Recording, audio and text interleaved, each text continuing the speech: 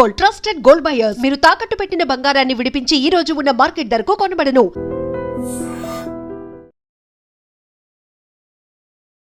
నమస్కారం, welcome to I dream. ధర్మ మార్గం విత్ విజిత కార్యక్రమానికి స్వాగతం.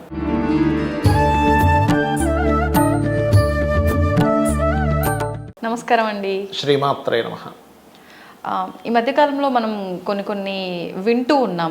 విశ్వానికి సంబంధించి మనం విశ్వంలో ఉన్నాము, విశ్వం మనకి ఎంతో ఇస్తుంది. మనం ఎవరైనా మనకి ఏదైనా ఇస్తే దాని విషయంలో మనం కృతజ్ఞతతో ఉండాలి అంటుంటారు. అదే విధంగా ఇప్పుడు విశ్వానికి మనం కృతజ్ఞత తెలియజేయాలి అని అంటే విశ్వానికి థ్యాంక్ యూ అని చెప్పాలి అని చెప్పి, అలా చెప్పటం వల్ల మన జీవితంలో అద్భుతాలు జరుగుతాయని చెప్పి వింటున్నాం. ఇది వాస్తవం అంటారా? చాలా మంచి ప్రశ్న. నిజంగానే మంచిదేనండి. విశ్వానికి థ్యాంక్స్ చెప్పడం అనేది చాలా మంచిది. అయితే ఇక్కడ ఏంటంటే విశ్వం అంటే ఏంటో తెలుసుకొని చెప్పాలంటా నేను. విశ్వం అంటే ఏమిటి అంటే విష్ణు సహస్రనామంలో చాలా స్పష్టంగా ఉంది విశ్వం అంటే ఏమిటి. అర్థమైందమ్మా. అయితే ఇక్కడ ఏంటంటే నేనేం చెప్తానంటే ఫస్ట్ ఈ విశ్వంలో ఎవరెవరైతే ఉన్నారో వాళ్ళందరూ విశ్వంలోనే. నీ ఇంట్లో వాళ్ళు ఉన్నారు, వీళ్ళు కూడా విశ్వంలో ఉన్న వాళ్ళే.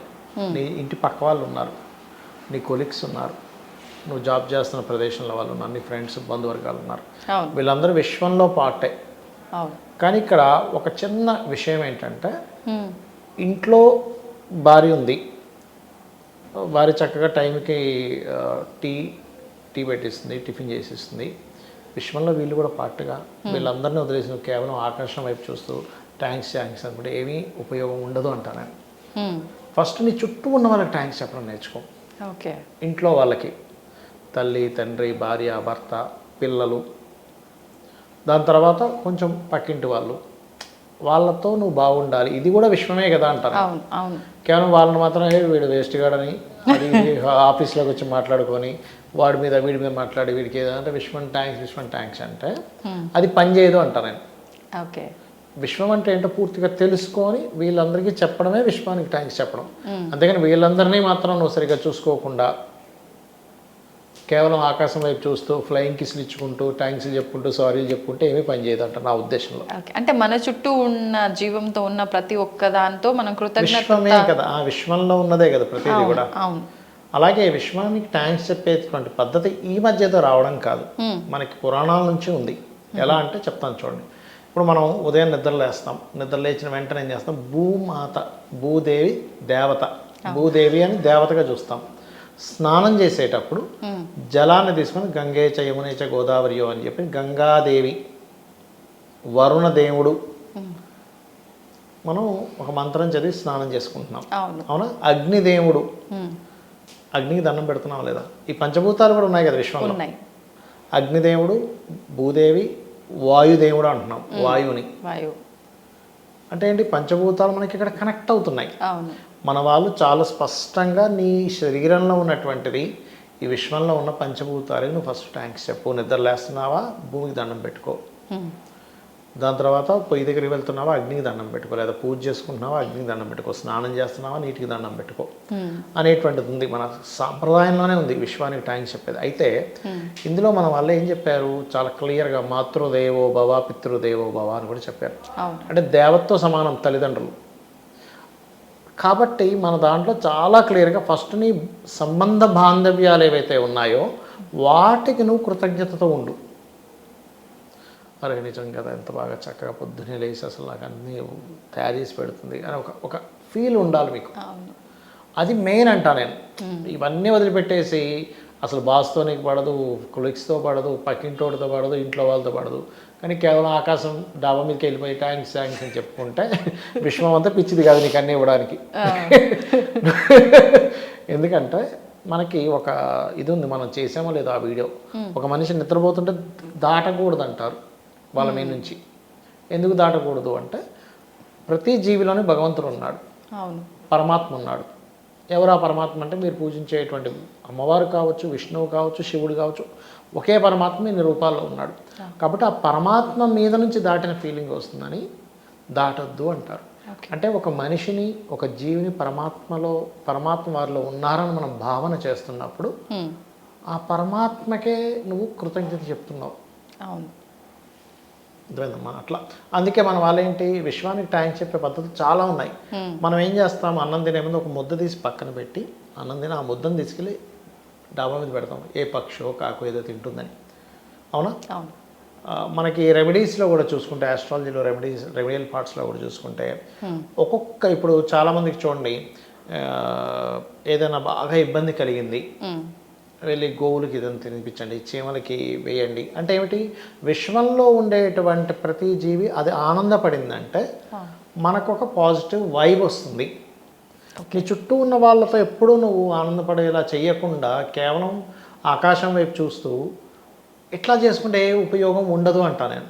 ఇప్పుడు నేనే ఉన్నానమ్మా, ఉదాహరణ నేనే ఉన్నా, షూటింగ్కి వచ్చాను, రాగానే ప్రతిదాన్ని కెమెరామెన్ వైపు చిరాగ్గా, మీకు చిరాగ్గా, ఆ టీ అందించే వాళ్ళతో చిరాగ్గా ఉన్నాను అనుకోండి, ఎలా ఉంటుంది? అబ్బాయి ఆయన వచ్చాడు రా ఆయన, నెగిటివ్ వైబ్ స్టార్ట్ అయిపోయింది.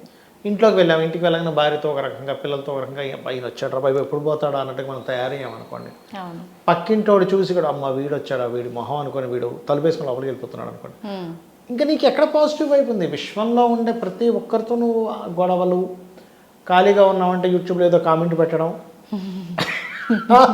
ఎంతసేపు పక్కన వాళ్ళ మీద రాలేయటం, గెలకడం, ఇది నువ్వు చేసినంతసేపు విశ్వానికి నువ్వు 100 థ్యాంక్స్ 1,00,000 థ్యాంక్స్ చెప్పినా ఏమీ స్పందించదు. ఓకే. విశ్వానికి థ్యాంక్స్ చెప్పే పద్ధతుల్లో నువ్వు ప్రతిదీ కూడా, మనకి సైన్స్లో ఒక సిస్టమ్ ఉంది. ఎలా అంటే ఇప్పుడు ఇద్దరు వ్యక్తులు కొట్టుకుంటున్నారు అనుకోండి, గొడవ చేస్తే లోపల ఉండే సెల్స్ కన్ఫ్యూజ్ అవుతాయట, ఇదేంటి నాకు నేనే ఎందుకు గొడవ పెడుతున్నాను.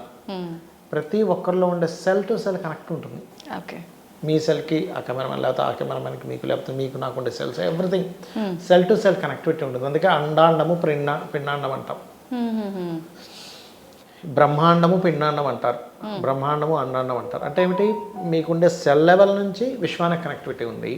అలా ఉన్నప్పుడు నీ సంబంధ బాంధవ్యాలను కరెక్ట్గా నువ్వు చూస్తూ ప్రతి ఒక్కరికి నువ్వు థ్యాంక్స్ చెప్తూ, అది కూడా ఏదో పై పెదాలతో ఏదో ఊరికేదో పైన ఏదో చెప్పాలన్నట్టు కాకుండా మనస్ఫూర్తిగా చెప్పినప్పుడు నీ ఫీల్ అలా వస్తుంది, నీ యాక్షన్స్ అలా ఉంటాయి, నీ యొక్క తత్వం అలా ఉంటుంది.